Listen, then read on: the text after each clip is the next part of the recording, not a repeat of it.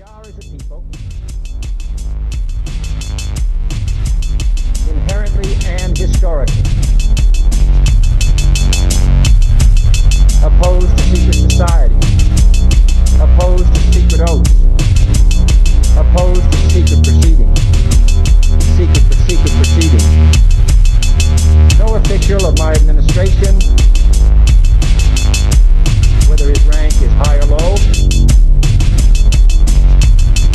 should interpret my words here tonight as an excuse to censor the news, to stifle dissent, to cover up our mistakes,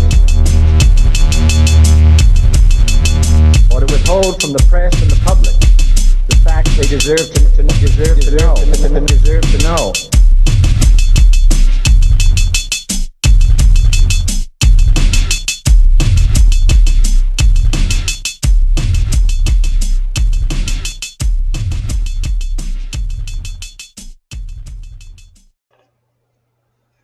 What's going on, ladies and gents? I do have a disclaimer, and I do have a little warning, a little heads up.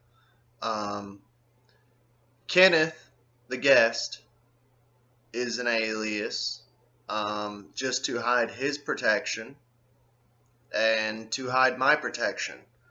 I barely know this dude. I know him pretty well, like a little bit as far as like as much info as I can give you. I've known him for probably like 3 or 4 months, something like that, maybe a year.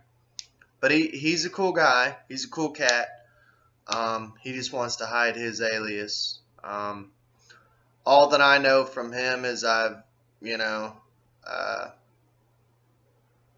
know him in person and stuff, and he's a cool guy. But that's about it. He just wants to hide his alias or his actual info and stuff, and I don't blame him because there's too many crazy people out there, man. And yeah, so his voice will be a changeover voice. So if he doesn't naturally speak like that, but just pay attention to the words he says, because that's very important. But that's about it. Hope you enjoy. You there? Yep, I'm here. Alright, cool beans, man. I'm not going to go into the explanation of what our audio is going to be a little different. Like, for anyone who's listening, my buddy Kenneth over here is going to do all the magic on his end, so I'm not sure when you'll hear this. Hopefully, pretty soon. But he is a Reiki Master, right? I am. Among other things. So what exactly, I'm just going to kind of, because I know a little bit about it, but I don't know like a whole bunch, you know? Yeah. What exactly is Reiki, man? You don't care to explain it? Well, everybody always tries to describe it differently and define it differently, but like to me, it is allowing yourself to be used as a tool for divine energy to facilitate other people's in healing themselves or dealing with things in life, because it definitely has a psychological and spiritual side to it, as well as just the physical and the metaphysical. But yeah, it's pretty much it's like in the same realm of massage and um, joint manipulation, but it's a very subtle art. So it's like a mixture of like almost like self-natural healing, Yeah, mixed with it's like spirituality. considered body work, Right. and yeah, it's the physical, and then like the more energetic side, like the traditional Chinese medicine uses in acupuncture and acupressure and things like that. It's all in the same realm of that for sure, because it's very body oriented, and specific areas and things seem to be um, more manipulatable and sensitive than others for sure. So But it yeah, comes from China, like originally. well, this particular the particular form I was initiated into is from Japan. There was a lay monk over there that he was Buddhist and Shinto and Christian and studied all the different spiritual you know, realms, and but was mainly Buddhist and Christian. And he went up. He was already working to some extent with body work and the metaphysical and stuff like that. That was something that interested him. He went up for like a fast, and I think he did 44 or 45 days. Wow. And That to me, that's insane, man. Just like fathoming 45 days of fasting, man. yeah, which I'm sure he did water and stuff as well, just minimally water. But I don't know. I've heard things as well, you know, where people go with nothing. And there Right. are people. It's actually like a fad now that people do sometimes. Is they call it dry fasting, where you really don't even consume fluids and stuff. But I don't know. Wow. I've only How done long water. can you dry fast, man? I've seen YouTube videos and YouTubers that do it like 7 days or something like that. With nothing. Uh, Like zero with, zip nada. yeah, with nothing. That's insane. Yeah, personally, I've only done water fast, so Okay. I don't know that's probably all I would feel comfortable with personally, because I think minimally, just the amount that you radiate off of your skin and body, and you know that's lost through moisture in the air and your breathing, and you gotta have some replacement for that. See, And I'm like sure, I've fasted for like, but I think like the longest I've fasted like was like maybe like probably like 2 days, but it was yeah, also with sleep deprivation, man. And yeah, dude, it gets weird. That's like almost like what the Native Americans do, what they call it, like vision quest, you know? oh yeah, yeah. I've actually never done a vision quest. I've wanted to. I don't know, it just hadn't been the right time. Right. But I have to over where you live. You know, the Native Americans over Mm-hmm. there. They do it occasionally. It's big events when they do it because they actually there's a lot more into it than I had realized initially. Right. But the person doing the spirit walk is out, you know, in the woods with pretty much nothing. I think they got like a knife and um, they're pretty much there. Right. And there's people actually up in the tribe in a different area, like doing things themselves to interact and affect the person doing the spirit walk. So it's So kind of a there multifaceted thing going on there, you know. there's other people intervening with it. They do like some ceremonial things, at least as far as I'm aware, and I That know and like probably what just to check in. yeah, yeah, they go back I think Yeah. daily. Because the old Yeah, school way was just like, all right, we drop you off, we're out, you know? yeah, yeah. They it's definitely very interesting. It was more to it than I definitely realized. See, man, like, I noticed the more that, like, you study different cultures and stuff, like, okay, we were just talking about this monk. Let's, like, backtracking a little bit. You said he was, like, Christian and Buddhist. Like, I've been Yeah. listening to, an older podcast. It's not around anymore. They have like a Netflix cartoon on it, like that Midnight Gospel, the one that I was telling you about the other day. I think of yeah, I've heard of them. Yeah. I actually haven't seen them or heard them. Um, but he's like a stand-up comedian. His name's Duncan Trussell, but he's like super big into like Buddhism, and he was talking about on his podcast that like because like I've studied like ancient Greek mythology, like ancient Egyptian, ancient Sumerian, but I really have not dabbled much in like Chinese or Japanese. You know what I'm saying? Like the Eastern.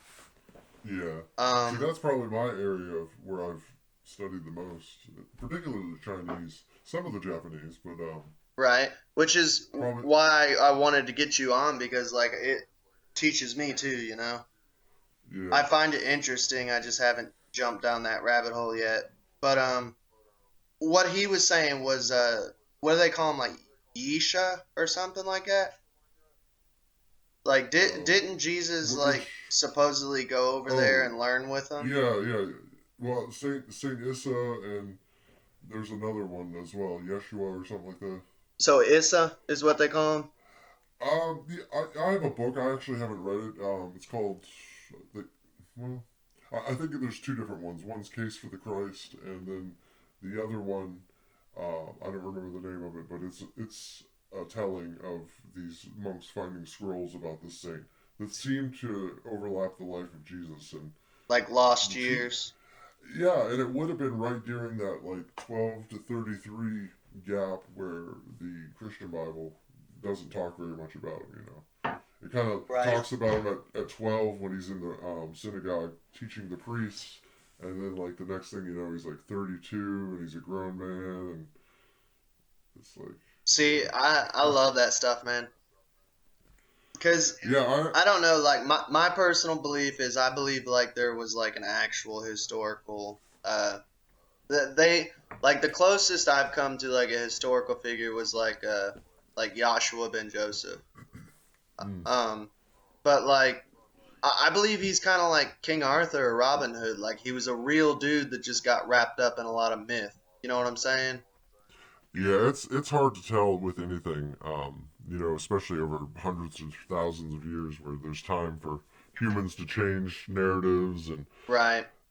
Well, embellish and add their own and another thing, mix them up with other historical characters at the time sometimes as well, you know. It's like, exactly. Because I mean, they've got like they say like Jesus was like Horus and Dionysus also. You know what I mean? yeah. Um, Yeah, I find it interesting too. I actually was going through, I'm kind of rearranging my books and setting up different areas for them and things. But I was going through them and the lost books of the Bible. Um, I ran across that last night. It was kind of, nice. it's an older copy, but it's got all the infant stories and That's awesome. even in that though, there was a huge period of time where there's no references to him. So it definitely, I think, was possible.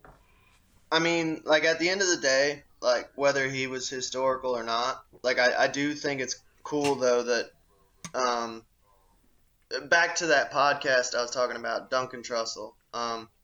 He mentions that like Jesus, this monk that they believe is Jesus, is like very admired in Buddhism, and he's actually a lot of people don't know this, but he's admired in like Islam too as like a prophet, like a good man, you know? Yeah. Oh yeah. Yeah. I don't remember the name of it in the Quran, but yeah, that's one I haven't gone too much into the Muslim um, spirituality at all. Okay. I've studied Hinduism. That's some interesting stuff. Islam's kind of neat. Like it gets into like okay, I mean you were like raised Christian like me, so like you know like the story of like the falling of angels and all that jazz.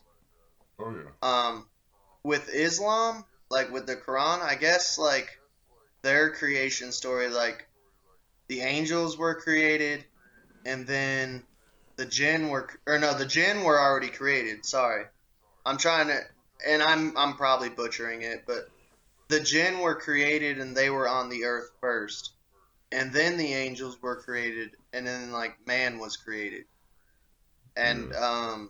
like their villain, I guess, like their Satan, which like if you actually like the word Satan just means adversary, like the evil one, you know. Yeah. Um, he was a jinn, like in the Quran, I guess. And apparently, like that's where genie comes from. Like they're totally different species from angel. Yeah. I don't know. It's neat when you look into it. Like I know it's not as old as like Judaism and Christianity. I think it's like the newest of the three Abrahamic religions. You know, Yeah. Yeah. One thing that always fascinated me, honestly, was the Mecca, because you the know big black everybody. cube. Yeah. Yeah. And like I actually researched it a little bit, and there's like 3 stones or 5 stones. I think it's five, They're like but they're like meteorites, right? they're fragments of, yeah, this black stone. Right. And then there's like two or three other stones, precious stones, which of course like ancient religions had definitely worked that into their stuff. I mean, think about Christianity. even like the gates of heaven and things. You know, it's got 12 stones, and there's Right. jasper and diamond and onyx, and Now, do you okay, like right there, like I don't remember that part of the Bible, but do you think that's like the tree of life, like the Kabbalah or whatever? who knows? Honestly, I've studied it, and I mean, there's definitely lessons to be taken, and archetypal stories and such. But Right. I mean, it's confusing, and there's so many different interpretations of it, and honestly, it's like, what does it mean to you? You know, after Right. studying it and looking at your own life and examining and being like, okay, what could this potentially mean? That's honestly any of these religious practices, and that's one of the reasons I kind of study them and things. Is you got to incorporate what you find to be true and real, and Right. find what brings you happiness. You know, because And, ultimately in life, that's what it's all about, is making you a better person and enjoying life. and I think too, like it goes back to like they're mystery schools. Yeah. Like you're supposed to learn something from it. Like I guess one of the mystery schools that I would be partaking in is they call it Grail Quest, Yeah. which is basically just researching like Holy Grail and stuff. And that's you made me think of it was like when Lucifer was cast out of heaven, one of the Holy Grails is supposed to be a jewel that was like pretty much punched out of his crown from Michael. Hmm. Yeah, Um, during a battle or something. yeah, when he was cast out, and like it came to the earth as a meteorite, and supposedly like that's one of the Holy Grails. But at the end of the day, like people who like are obsessed with like the Holy Grail and stuff, and the Spear of Destiny and all that, it's Yeah. actually like it's almost like a whole separate mystery school. And pretty much what it comes down to is like after researching and stuff is like you're finding yourself. Like the whole time you think you're looking for the grail, whether it be researching or if you're actually physically going out and looking for it, you know? Yeah. But it comes down to every person's holy grail is a different thing. Like the whole time you're learning about yourself. Yeah. It's kind of like alchemy or something like that. Yep, exactly. Like the quest of trying to find something and the whole time it's right there in front of your face and it could be Yeah. something you don't even notice at the time until looking back, you know? Yep. It's definitely a reoccurring theme. Honestly, like all of them kind of go back to that. Even like New Age stuff, you know, with like Eckhart Tolle and things like that, with where it's about mindfulness. It's pretty much just about the person realizing and having a moment of realization. That's like, hey, all there ever is now. My whole life has been now. Right, The future will only be now. So all you can do is about now. right. It's like, and be happy in the now. And whatever it is, accept it. Change it if you can. You know, if it's unpleasant or, but that's all you can ever do. Like a not trying to like make it into a negative thing, but honestly, you know when you like definitely feel that mindfulness is like I've been in jail like a couple times, you know? When you like are locked up and you're just kind of like stuck in that cell and Yeah. you realize like you can't get out, you definitely learn how to get in that now moment of like another cellmate might make a joke, you know, or like It's we the little had, things. yeah, the little things matter, man. Like it's wild, and you definitely realize it because you're like you lost that freedom, man, and it's kind of like I don't know, it kind of reminds me almost in a way like this is random, but like that scene on Schindler's List when they're all about ready to go into the camp and they're just like all sharing a piece of caramel Yeah. and I and they're just I saw enjoying that it. movie when I was very, very young, and I don't remember very much of it. But it But was I definitely one of understand what you're those. saying though. Yeah, it was It's one of just a those little in the piece of moment. candy or something, Yeah, and it's this big connecting experience. yeah, it's a big deal. Um, It really is about life. I mean, it's we like to look at the big things, but ultimately, like all the big things are a bunch of little things that make that big thing most of the time. And most of it, dude, is kind of like most of it's like frivolous, man. I was talking to Sammy today, like we're not like rich right now or nothing, but like we've got like a decent amount of money, the most money we've had in like 3 or 4 years, right? Yeah, But I was telling her, I'm like, I'm working like 50, 60 hours a week. Like, I can't even spend this thing. yeah, And even if I could, it doesn't matter because coronavirus, dude, everything's shut down. yeah. I'm It's a like, weird time right now. yeah, it's like, so even if I could go out and like do something, if I wasn't working all the time, it's like, I don't know. You realize how much like nothing matters. Like, that was one thing, I don't know, I guess I got lucky on that I learned real quick in life when I was younger that money is nothing, dude. Yeah, And it truly is the root of all evil, you know? yeah, man. Especially if you make it the center of all that you do, and it's Right. all you obsess about, and all of your activities. Because then when you don't have it, it's like, your whole life just collapses. And Yeah. but if you've been living like that the whole time, I mean, you would definitely enjoy the times that there's plenty of it. All right. So back to Reiki though. Okay, like I've studied like tarot for about I would say like I legit studied it for about like a whole year. Yeah, Um and this is like where it's like a spiritual thing. I do have to ask this since we're talking about money. This is one of my questions that I was kind of like I have written down because I got little notes here. Um, with tarot, it seems like I've read multiple books from different sources. Some say that you can make a profit off of it, and then there's others who say that like it's almost like a forbidden rule, like you can't do it. yeah. Um, how does that apply with Reiki, man? What do they think about it?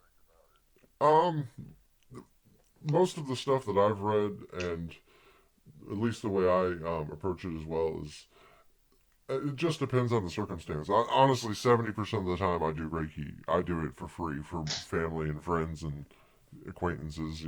Right, Random different things in everyday life. Um, Especially with my type of job, which is uh, my main monetary job is medical in the field. So, right, um, which I mean, with that, there's an opportunity occasionally, especially with the infirm or elderly people with ailments and things. You energetically are sensitive to that, so you can pick up on that before you even read anything or see anything. You're just walking into the room to some extent or another, depending upon your own well, um, it's where you're at. kind of like once you're initiated into that form of practice, it kind of like turns maybe like a radar on. Yeah, and honestly, it's not even so much the initiation, because like people who do other things, and that's where like the Chinese and the Japanese, spiritual arts and healing arts and martial arts all work together. Is they're all dealing with the same energetic things, but in a different way. So And this is more, is it like chi? I mean, everything deals with chi. Anything that has any sort of movement or life, movement, consciousness, all things that require energy, anything that's movement at all, because you got to think about it. That's got to come from somewhere, Right, and and chi itself is it's an unexplainable enigma that has been around since time immemorial, but they all approach it differently. Like qigong or qigong, whatever you want to call it, is more about like cultivating it, and then tai chi you kind of work it into your martial art. right, Pretty much all of them, any of them that claim to use chi and things like that, are all dealing with this energy directly, and right, harvesting it, cultivating it, and then working it into. Because anytime, even the simple act of slowly raising your arm and moving it over in a particular direction right, requires energy, and so many things, even medically, that are going on there. Your mitochondria of the cells are producing ATP, which some people say is like a form of the most scientific way of perceiving chi, because it's broke down and becomes literal energy. And Right. and then it's almost like the metaphysical part of, where they partially understand it, but there's so many things going on that we have no idea. See, like that makes me, man, like where you're saying we have no idea. That I don't know. I couldn't help but think about it just because, like being raised like in the South, you know, as like Pentecostal and stuff. Um, like I definitely think there's something to like I guess like the Holy Spirit aspect. Oh yeah. As far as people laying hands on people and healing them. Like to me, it's the same exact thing as Reiki, dude.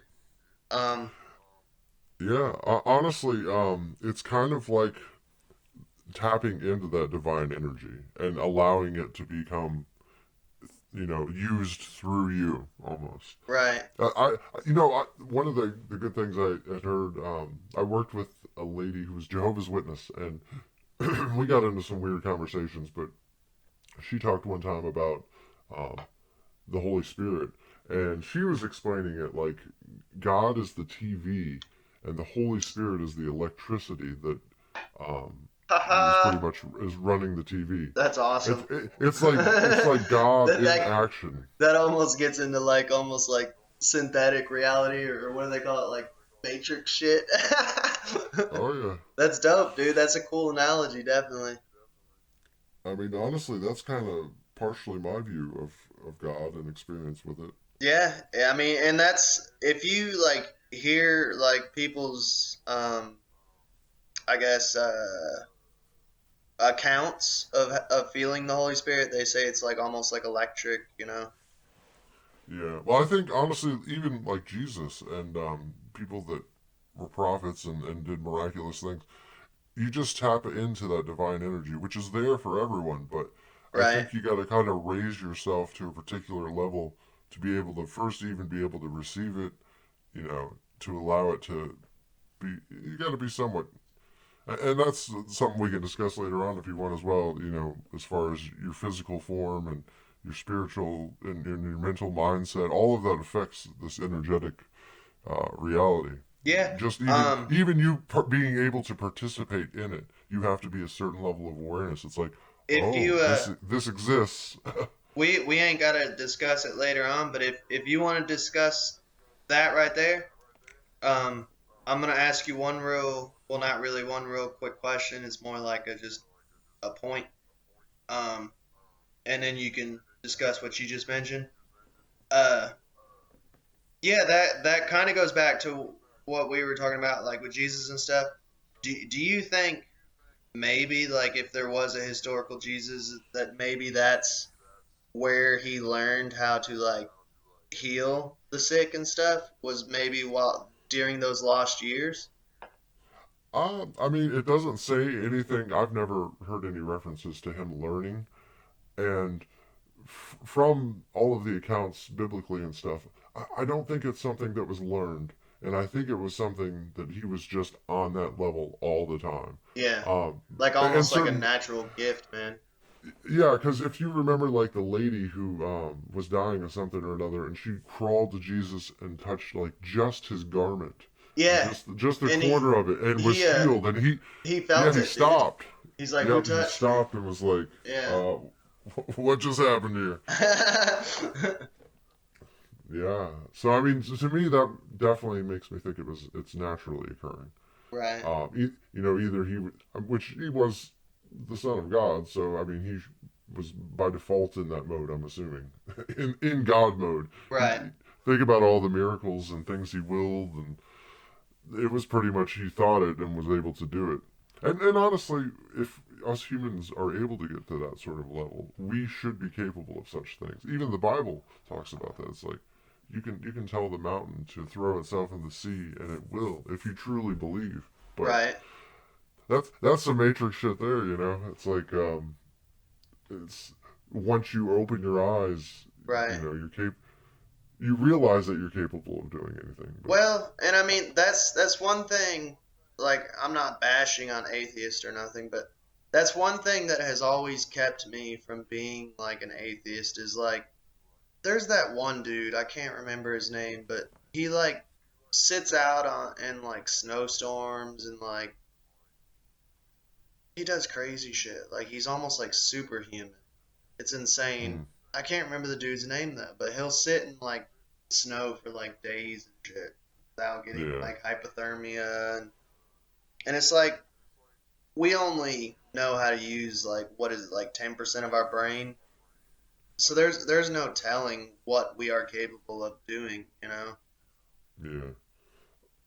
Oh yeah. I mean, there are things, as long as we agree to play the limitations of reality game, um, we'll always be bound by them. You know, if Right, we can only work and live and do and interact within the realm of what we believe is possible.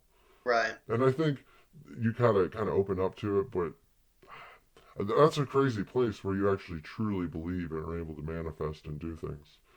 Um, I don't know.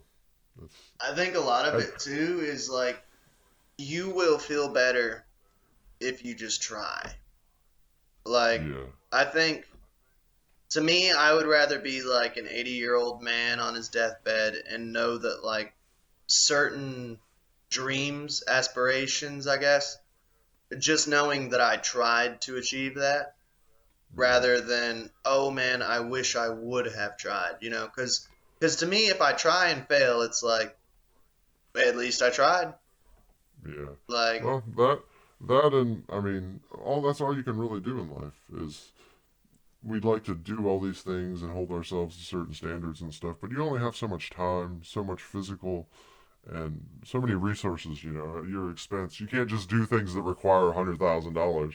right. Uh, I mean, you can make it happen because I believe in the law of attraction and think that's honestly, you know, they made a documentary a while back through The Secret or whatever, Yeah. but it's really just that awareness that you can manipulate and play with life. See, and that's to me like I know our spiritual paths are a little different, and everyone's spiritual path is different. Like, there's things like Sammy, like that she's doing in her spiritual path that I'm not against it, but it's like I can tell from afar that you know what I'm saying. Oh yeah, yeah. You got Um, to go with what you feel.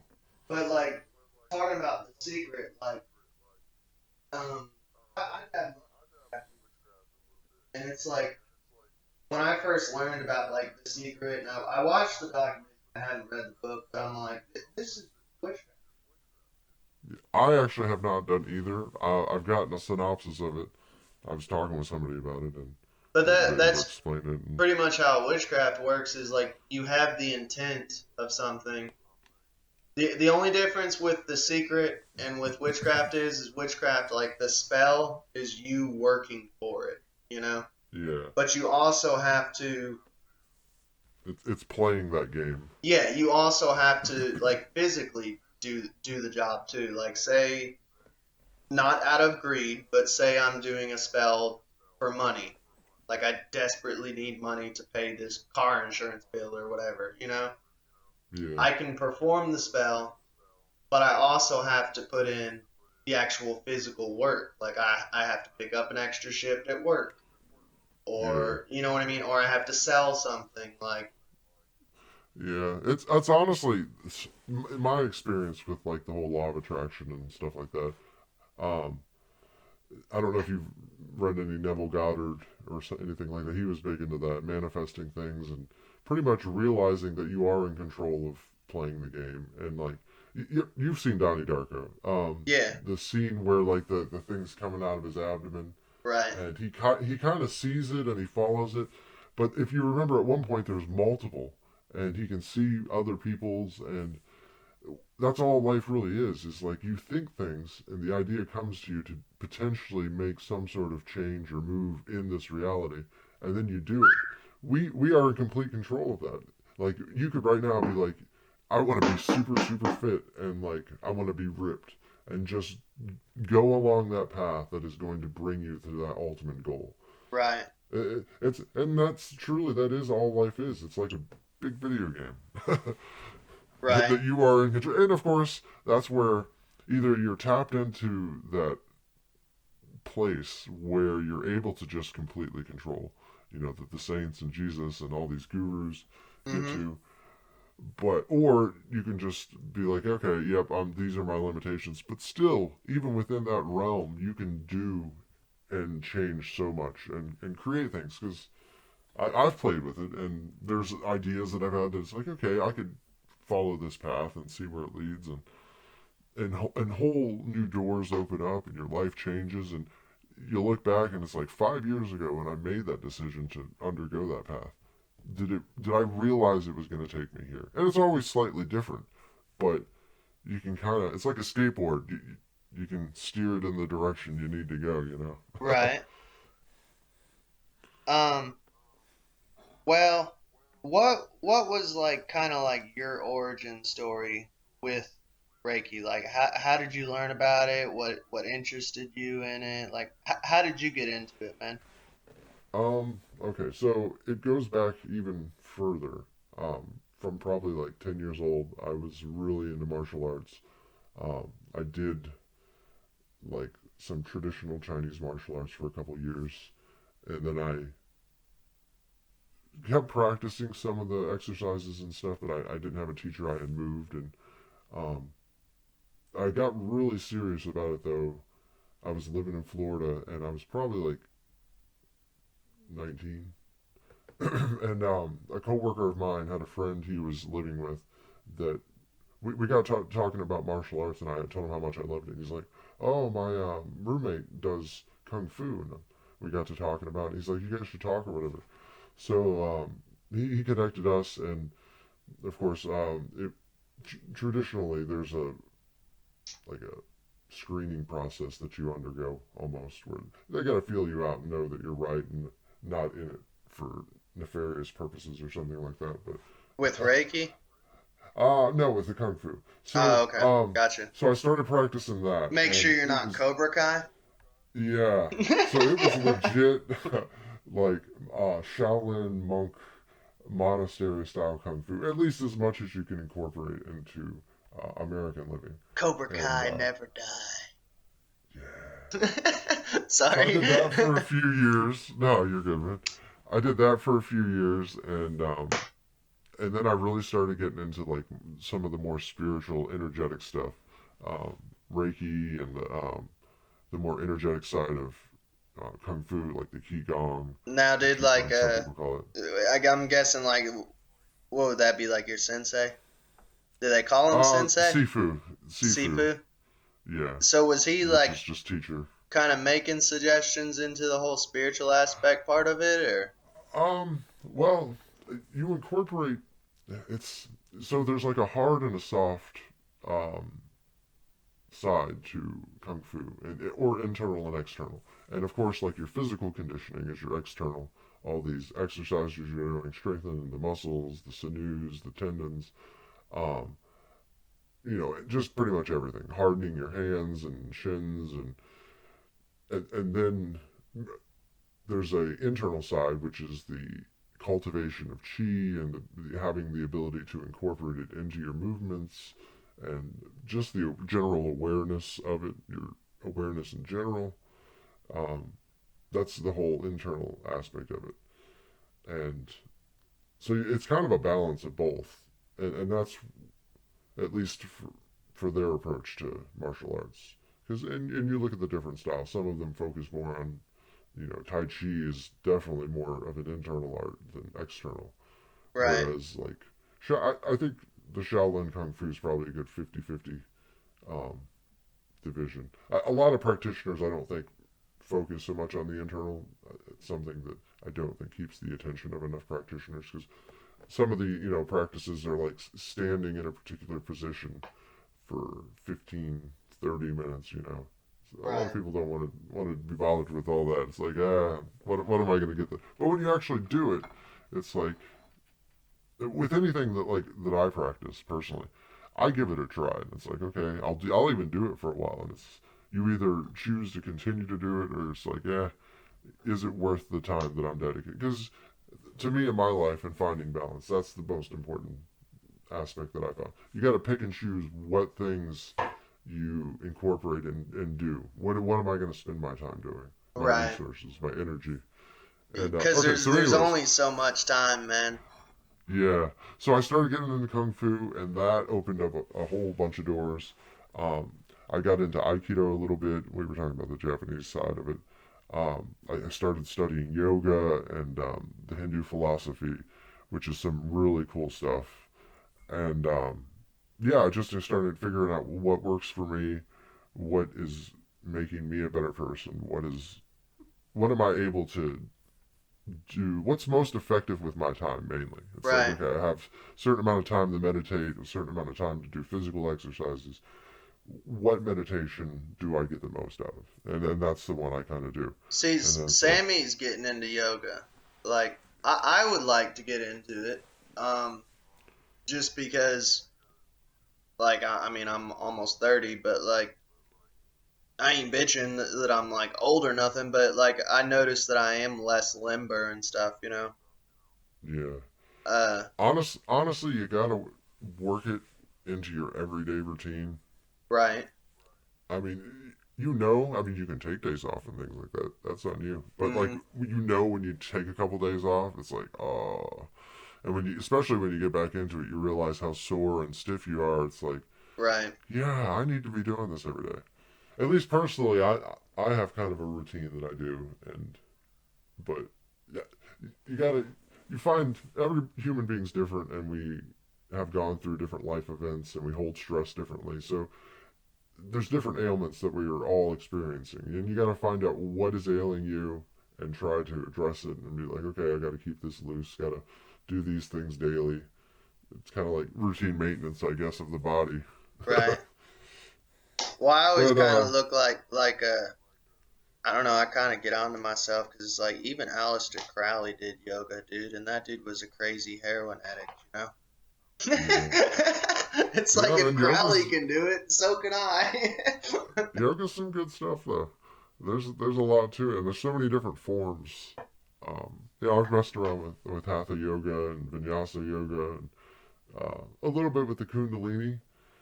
And that's a whole subject of itself, honestly. We could probably do a whole podcast just on the Kundalini.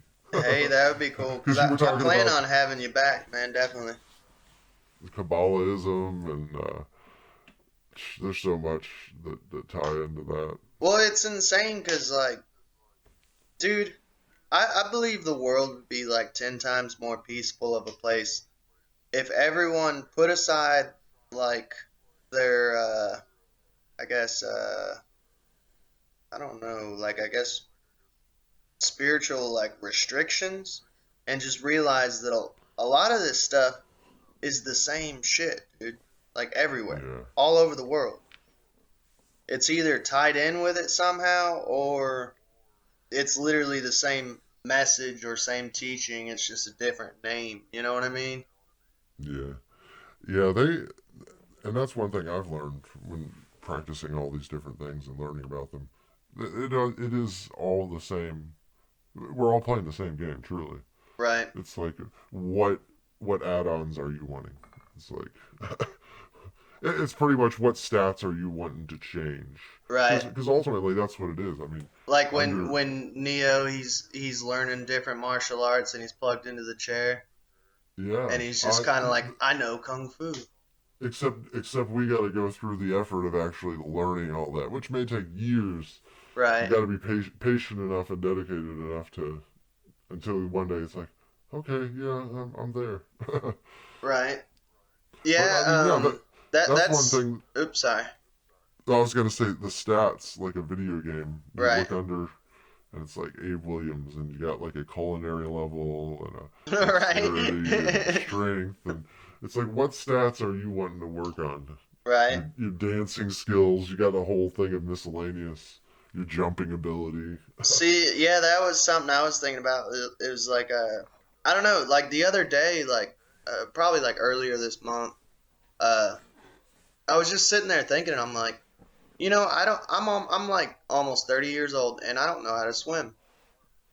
Mm. And I'm like, man, that would be something like useful that I should Well, probably know how to do. You know? yeah, kind of a you definitely could be dangerous not knowing. Yeah. Like, I mean, I can swim like from here to like 10 feet away from me, but then I just sink. You know, like I don't know how to like Yeah. stay afloat, like full blown swim. You Well, know? work on it, man. They got usually like the rec centers and the YMCA's have free classes a lot of times, or like super cheap. Right. It's like even if you're with a bunch of kids, it doesn't matter, you know. But yeah, I mean, it was just one of those things we were talking about how life is kind of like an RPG. You know, it's like, yeah, Yeah, that stat is like 5%. Like, and yeah, it's one of those things like if Sammy fell in the water or something, or just a stranger, like I would look like a douche because I'd just be like, I can't jump in and save you. Like, you're just fucked. yeah. I can swim. I'm not like an overly confident swimmer. I I have difficulty staying afloat. Right. Like as soon as I stop putting effort to swim, I sink immediately. I've tried. I can after I sink, after probably like 15 to 30 seconds, I float back up, but only face down. Right. I've tried all these different methods to like the laying out, spread out method to float. If I do that, my feet sink and my head will stay like even with the water, not enough that I could just lay there and breathe. Like my nose and it's up to like my ears and my eyes are just kind of sticking out like an alligator. Right. I either do that or I'll float onto like my belly like I'm a corpse or something. But so nothing where like if I was in the ocean just waiting for to be saved or something, I would have to swim minimally to stay alive. So I'd probably be dead. I'd swim for like 10, 15 hours or something, and I would physically be unable to continue swimming and just Hey, that would be it. at least you can make it like 15 hours. I'd make it like 15 seconds. I say that, but like 4 or 5 hours in, I'm getting cramps and stuff. Who knows? I'm I might not even survive that long. Right. Well, you we're talking about what did you say, Sifu? Who Yeah. actually like taught you the Reiki though? Like specifically Reiki. Okay, so I'm almost there. So I did the kung fu. I started studying yoga and qigong and all sorts of tai chi and stuff like that. So I had a coworker I was working with and another coworker, different one, and we were talking and she knew a mutual acquaintance of mine that ran like a metaphysical shop, and she's like, oh yeah, and we got to talking about stuff like that, and I was talking about Reiki, how she performed it there, had services she did and stuff like that. It was always something that sounded interesting. And she's like, "Oh, well, I'm a Reiki master." She actually learned from that lady, and I'm like, "Oh, that's cool." So we got talking about it, and it sounded like something that I wanted to learn. And she's like, "Well, we could, I can teach you." So I did it the more of the traditional way, where it's like a 3-step process, and it's over a period of time. Like I did mine, I think, over a year and a half, and because and which they do. You'll see they offer weekend retreats or like 1 day Yeah. mega intensive course, but personally I think it's more like a spiritual development, and you don't want to rush something like that, and there's so Yeah, I much never. to Reiki. Sadly, like with the New Age movement and stuff, um, and honestly, man, like just the American lifestyle in Mindset. general. Yeah, Yeah. it's like everything is rush, rush, rush. Like I don't know, and then like we were talking about earlier, like mystery schools and stuff. Like you're so focused on the Holy Grail that you're not actually realizing that the Holy Grail is you growing as a person and experiencing the moment. You know? Yeah. Yeah, I definitely think that's the way to undergo training for it. It's something progressive, and you got to give between the different levels. They kind of focus on different aspects of it. You Right. got to like for the second level, you got to already be familiar with the first level, and it's like okay, you've experienced these things, um, and then you build on it from there. So You know. can you go through like each level and kind of explain like Yeah, yeah. So which like levels are like what happens and the procedures, I guess, you know? yeah, the first level is pretty much a basic level if you were to teach somebody to be able to perform it on other people and themselves. So that's like the basic thing.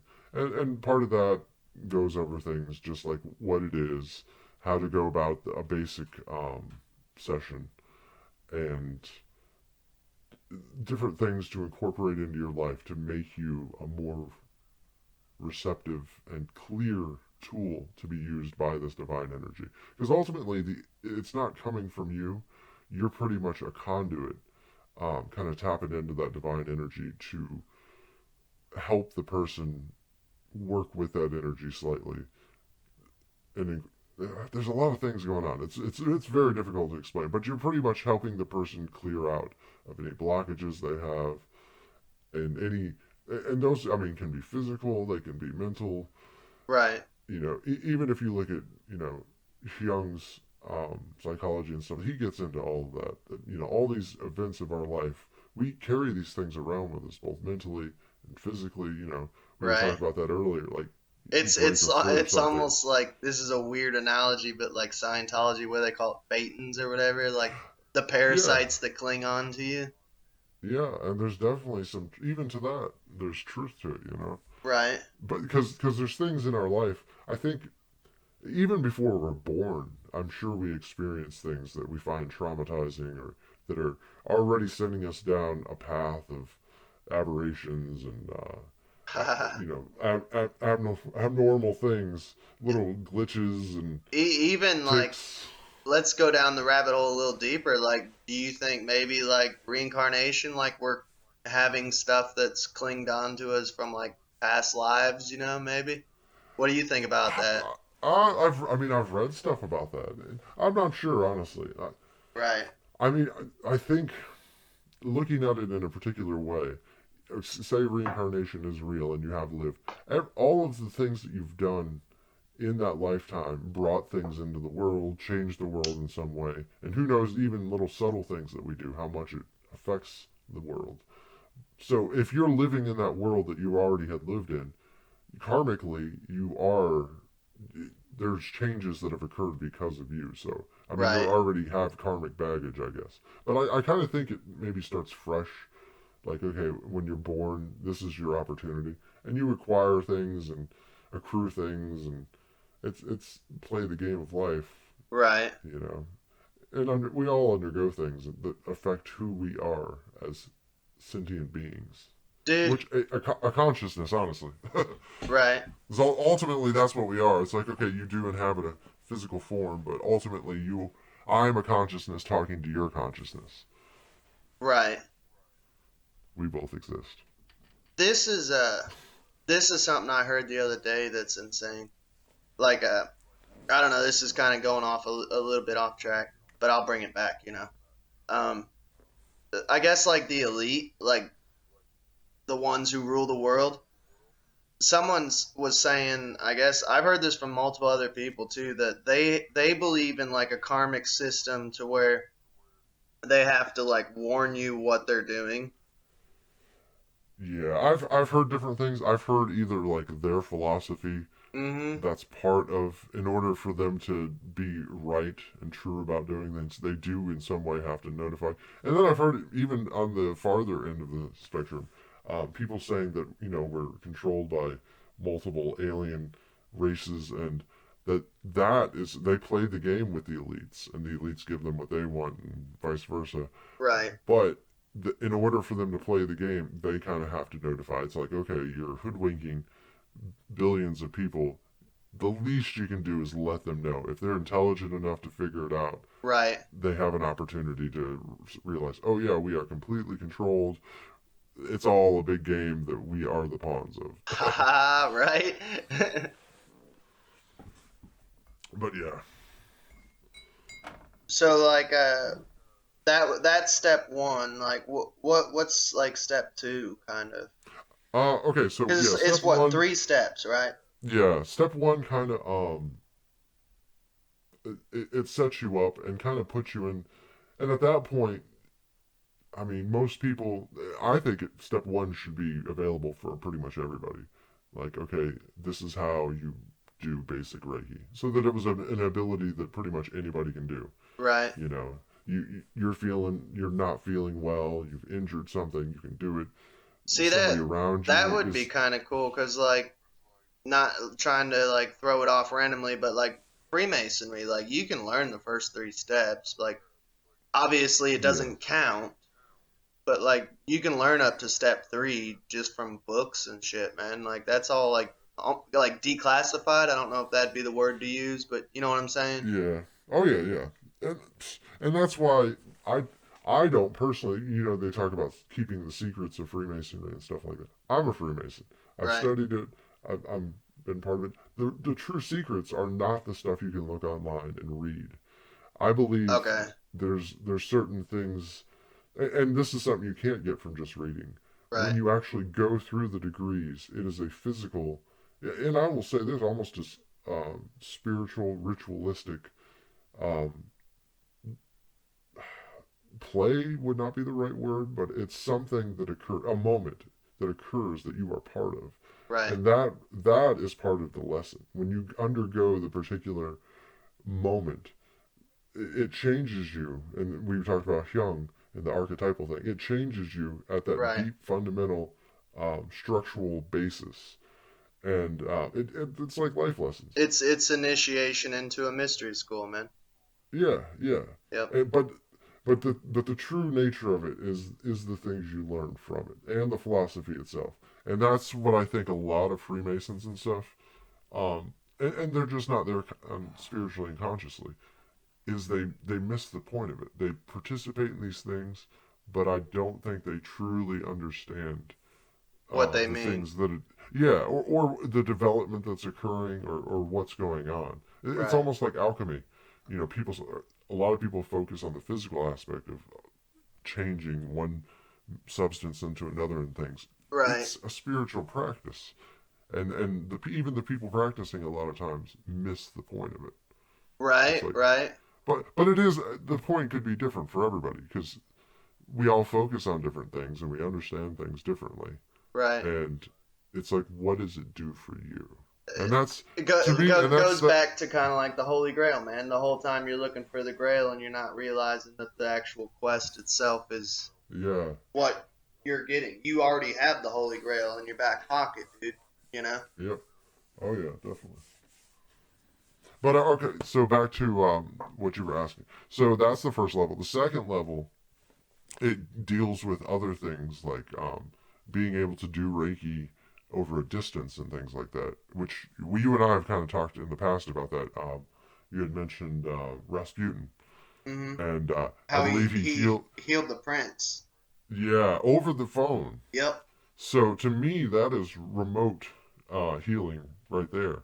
Which I've never had an experience with the phone and stuff, but there have been people that have been in the hospital or severely ill or something like that, that I have done remote sessions with, That's awesome. and as far as I'm aware, there's been positive results from it. Now, Um, do they have to knowingly participate, or can you do it to them without them knowing? Like, because at the Both. end of the day, it's a positive thing. It's not like you're putting a curse on them or nothing. Yeah. So, like, at the end of the day, like, it wouldn't be bad if they didn't know that you were remotely Yeah. healing them. You know what I'm saying? Karmically, it wouldn't be evil. Yeah. Honestly, both. If they knew about it and if they were in a receptive place, an aware place, a place where they could readily Receive it. participate, yeah, and receive it, it would probably be beneficial, but they don't have to be.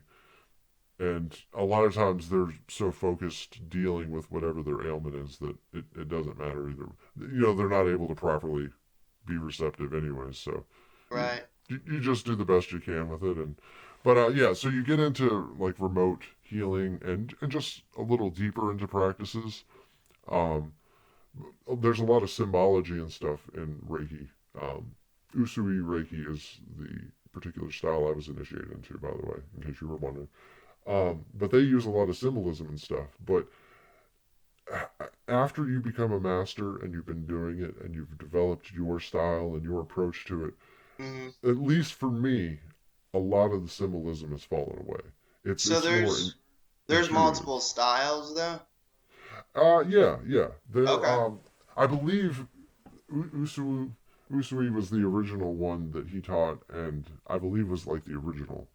But from that, he ended up teaching a guy named Takashi or Takata, and And this he is taught the dude that at the beginning of the podcast you said what was his name again? uh oh Mikao Usui.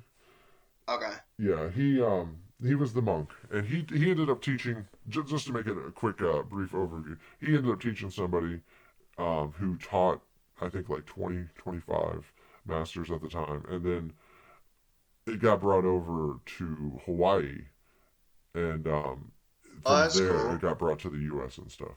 Wow. So yeah, which there's thousands of people now, and there's so many different styles, and people make it their own, and they figure out what works and doesn't work, and then they rebrand it, and it ultimately, I mean, much like the kung fu and the other martial arts and stuff, you got to make it your own. You got to work with it and find what is S- most effective. So like what years if you know, like did it come over to like American soil I think like the 40s or 50s in America. in Um, Hawaii? yes, Hawaii was the first kind of breaking off point. That's cool. Yeah, I Yeah. could see that because like the '60s would be kind of like the beginning of like what New Age, I guess. Well, I don't know. I mean, spiritualism was around in like 1800s and stuff. So Yeah, that's been around forever, honestly, in different ways or another. right, They had theosophy for a while, and even a lot of like the weird Christian stuff, like Christian Science. They got into some of that aspect of things as well, you know. right. But yeah, so eventually, it did come to America. Takata was the lady in Hawaii that spread it to America, and Hayashi was the guy that Mikao taught. That's So, cool.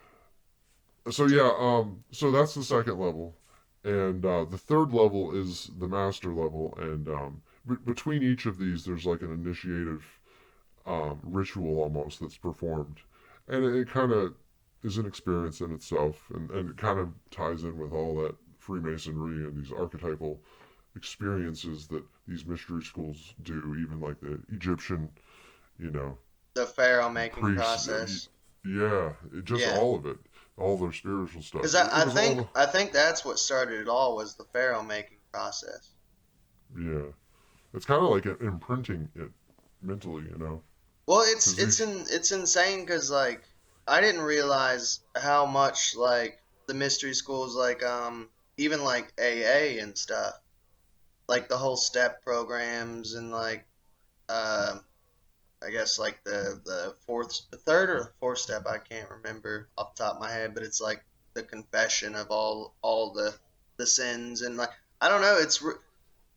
I think Bill himself was like a Freemason, so like I noticed that it was super tied in with it and stuff, you know. Uh, Which bill? the founder of AA. Oh, okay, yes.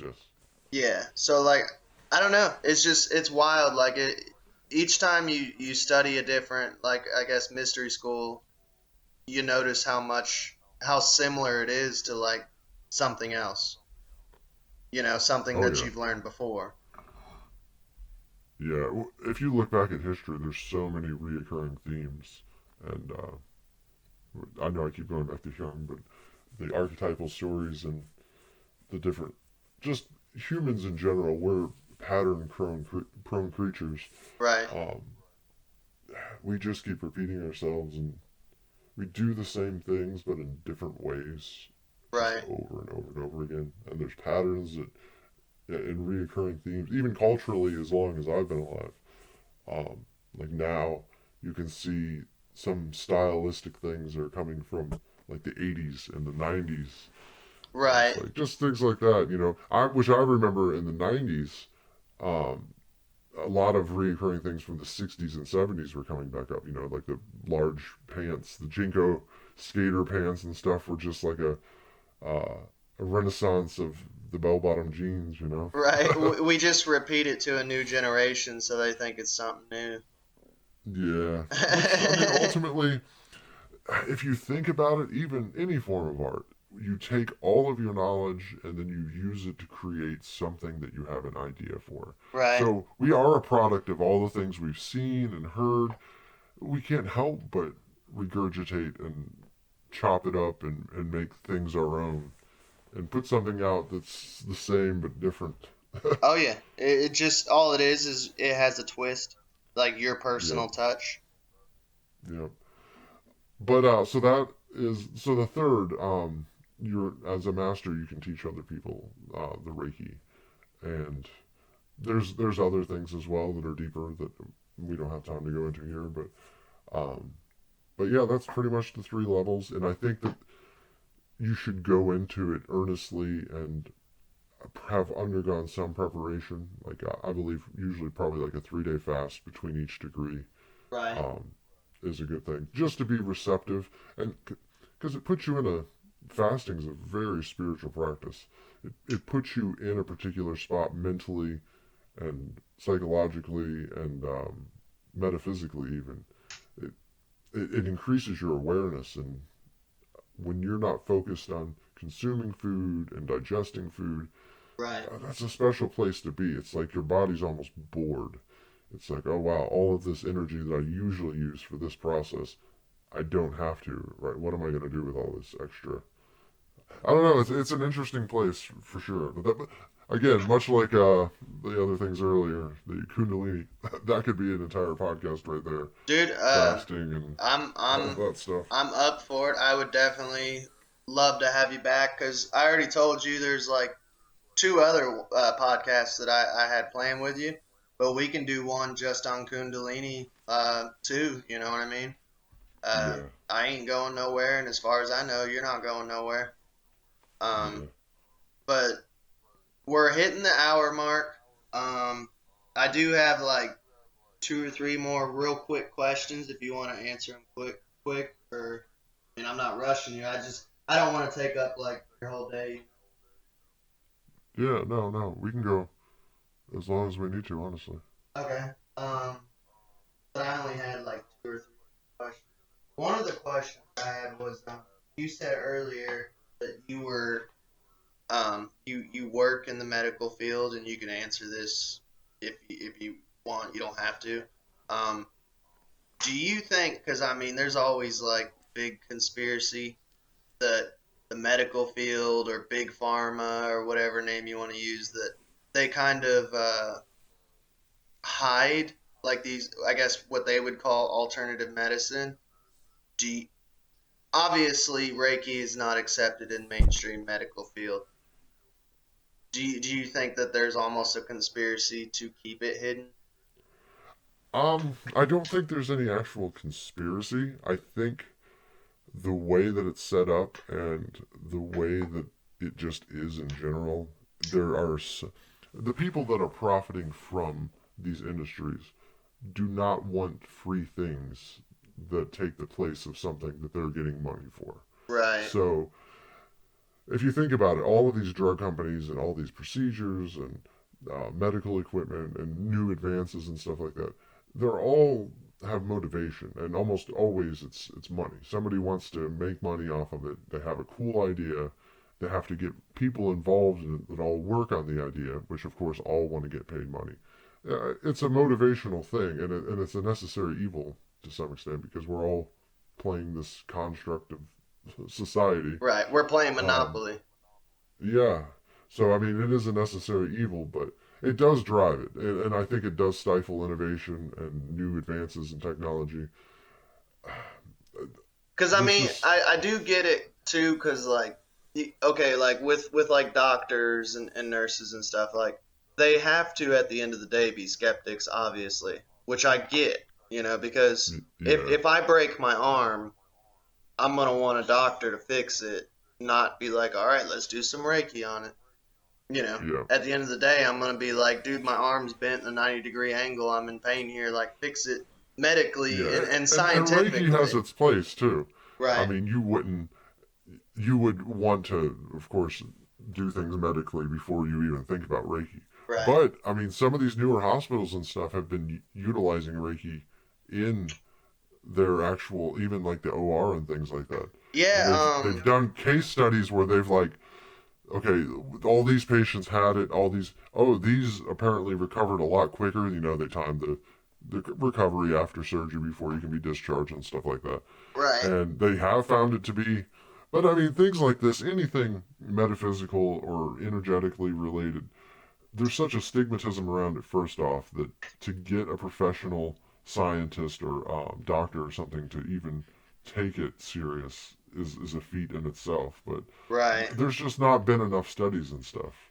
I mean, no, I don't think anybody's actually earnestly been like, okay, these people have a lot of claims, and let's actually see and study.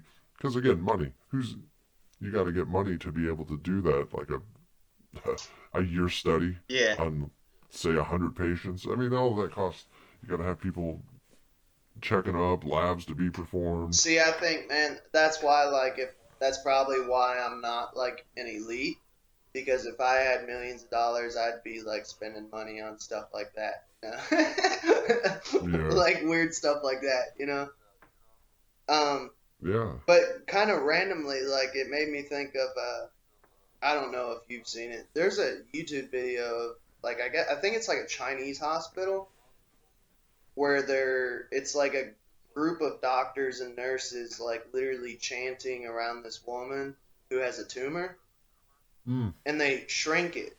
Like, I'm not saying that it's like real, I'm just saying I came across it randomly. I don't know, I thought it was yeah, kind of neat, but they were like chanting like, I think they translated it, it was like they were saying it's already healed, and you can watch it like on the x-ray like shrink. I don't know, I just, it made me think of that. mm. Uh, Yeah, I haven't seen that one, but I mean, there's so much. It's all the same thing. It's even like we were talking about Pentecostal Christianity earlier. right. Even that, I grew up somewhat similar, and there's been a lot of things that I've seen and experienced. Just laying hands on people. Somebody going in front of the church and saying, "Hey, this is what's wrong with me," Right. and then an entire 100-person church, just say for example, 50 of them up front, all connected, with their hands connected to each other. That is bringing such a massive amount of intention and will and energy into a situation. And then the rest of the church is, standing there with their arms pointing in the direction of the person they are praying for. Right. And there's definitely something real to that, tapping into that divine energy. Even, I mean, think about, there's like holy oil that they anoint the person with. The whole, it's much like you were talking about witchcraft and things like that. It's all the same, different ways of dealing with the same energy. Right. It's like tapping into that. Oh It's like yeah. Well, something is sacred, and it's like this is what we're all doing, and everybody agrees. right. Like, even like, I remember like seeing like videos of like the Catholic Church and stuff. Um, like my mom and dad, you know, like I remember my mom going like, "That's witchcraft," you know, like the lighting of the candles, and it's essentially it is, dude. I mean, it's paganism mixed in. Like, I don't know. I believe that there's a lot that we don't know because of like the burning of the libraries of Alexandria and stuff like that. Yeah. That E- even talking about Catholicism, I've studied it, and I have had an opportunity to learn some things from different priests and things, and it's interesting. Like the oils and the sacrament stuff is all kept. I don't remember the term that they use, but it's kept somewhere, and it's like it's almost like a little shrine area, and they always have a candle going while it's like a 7-day candle that they keep going. Right. And it's like a sacred thing that they've consecrated pretty much, and it's special, and it makes it part of the ritual, you know. I mean, So it there's so works, much dude. there, honestly. Like I dabble with like I have a protector saint, and I use a candle and pray with it sometimes, man. And I like knock on wood. It's every time I've done a prayer with it and stuff, and done like the whole little procedure. Uh, it's always worked, you know, Yeah, like 100% yeah. success I rate. mean, So I don't know. you There's gotta just find what works for you for there's sure. certain little things that I've noticed over the years that I've kind of picked up and tried out, and it's like if it's like 100% success rate. So it's like I know for a fact it works for me. You know what I mean? Yeah, Like I don't have to and prove it to anyone. yeah, you gotta find what works for you, because I think, and that's the thing. There's so many different things because different things work for different people.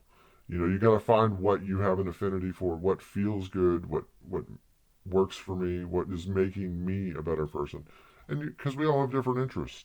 It's that whole database of experiences that we all have and carry around with us that we like. Oh, this is the drink we like. Not that we like this. Right. We like these foods. We found that these exercises work with us. They challenge us, but they're not horrible to do. They're not doing more damage because, oh, we've got a bad joint here. Because, I mean, we're all limited by these things. As long as we completely agree to carry them around. Because again, that tapping into that spiritual energy, and I think part of the reason we don't just believe, oh, I broke my foot 10 years ago. You don't just actually believe that it can be healed. It is healed. Like those people Yeah. saying, it's already healed. It's Yeah. already it. It's a moment of realization, and I am definitely not there, as you can tell. I Yeah. don't. Very few people would, because I'm not either, dude. I'm not the either. people that are there, you're not hearing, and you're not going to see in front of TV, and they're not going to go perform miracles. They are some guy that lives up in a cave and Yeah. spends all day, every day, making sure that he is in that spot that he needs to be Well, to, yeah. to be tapped into that. Even that video, dude, was like a leaked Chinese hospital video. You know, like Yeah, I'll have to see if I can find that. It's interesting. I'll send it to you. But I guess Okay. like what you were saying, like that old man in the cave, like that kind of goes like with tarot is like we all start out as the fool card, you know, Yeah. prancing around with the little dog on the edge of the cliff, and like the goal of the tarot is pretty much like you want to end up as the hermit. That's the goal. The old man in Yeah. the cave who is like fully there, man. You know, spiritually. It just depends, though. It just depends too, because, and here's a lot of people don't talk about this kind of stuff, but like it's cool to be in an aesthetic practice where you're very strict and you spend 8 hours a day meditating and stuff like that. But personally, I think ultimately the goal is to be able to be in that spiritual place and be centered and mindful always, but while living in this chaos of life. Right. Because I mean, yeah, it's simple. Because they miss out. Like I Yeah, think of like it's the very monks and easy to stuff. be in that place if there's nothing uh, fighting to take you away from it. Right. If all you got is all day, every day meditating and eating and just performing basic functions, yeah, there's still probably some drama there. I mean, think about, oh, he bumped me while we were all walking to the monastery. Right. It's like little He things like stepped that. on I my mean, it's human. toe. Yeah, it's human nature to be annoyed just by people in general. Right. We make distinctions for sure. But yeah, to ultimately, I think the goal would be to live in this world and to live as pure and as good as possible Right. while maintaining that state. Which I think going back to living in the moment, that's when it helps is to be in that moment so that way before you can even make an error, you can always think about what you're going to say or you know what I mean or do or Which Yeah, it's hard to do, man. Like I know, like argue, like when you start seeing red with like arguments or something, like it yeah, makes you blind.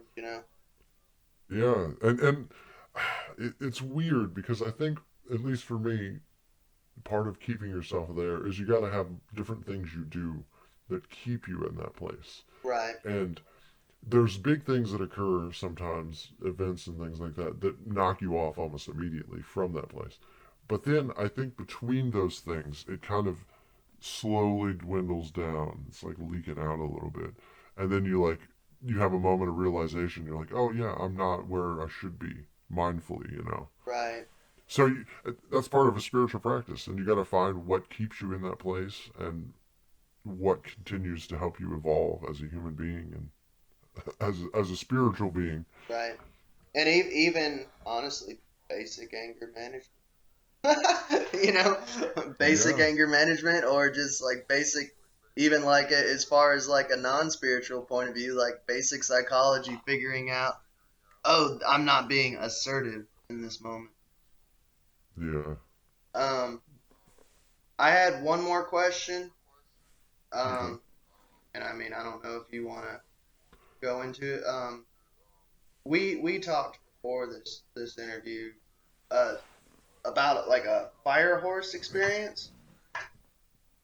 Oh, Did you want to go yeah. into that, or did you want to Um, not share yeah, that? yeah, we can. Well, that was goes back to the initiation into Reiki, and of course the degree, um, The first attunement. first Yeah, one? they call them attunements. You get an attunement, and the purpose of it is pretty much to facilitate you as a practitioner into being clear and clean and pretty much putting you in that state of mind. And it is a ritualistic thing that, much like the Freemasonry stuff or the Native American rituals and things like that, they are events, they're experiences that you carry along with you and affect you on a deep psychological level.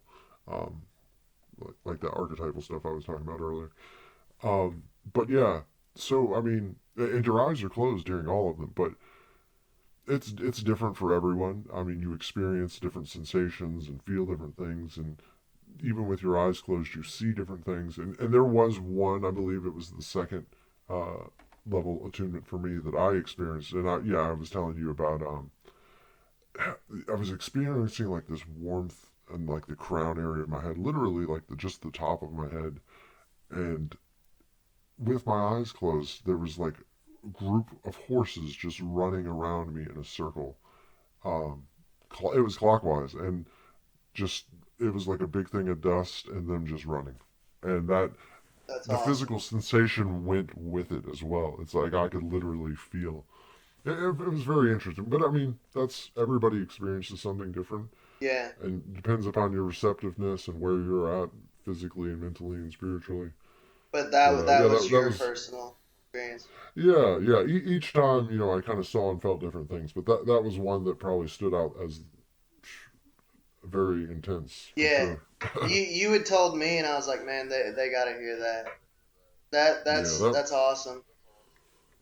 yeah, it was a very unique experience for sure.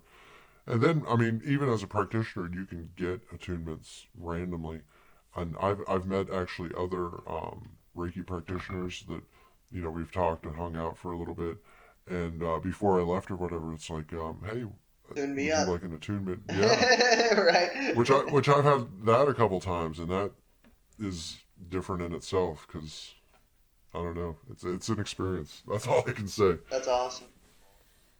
Um, yeah, I mean that's all I really got for you. Um, do you have anything you want to like shout out or anything? No, honestly, I'm pretty good. Any Um, suggestions for people who like want to get into Reiki? yeah, start doing some research. Find people that do it near you, practitioners and teachers, and find one that clicks.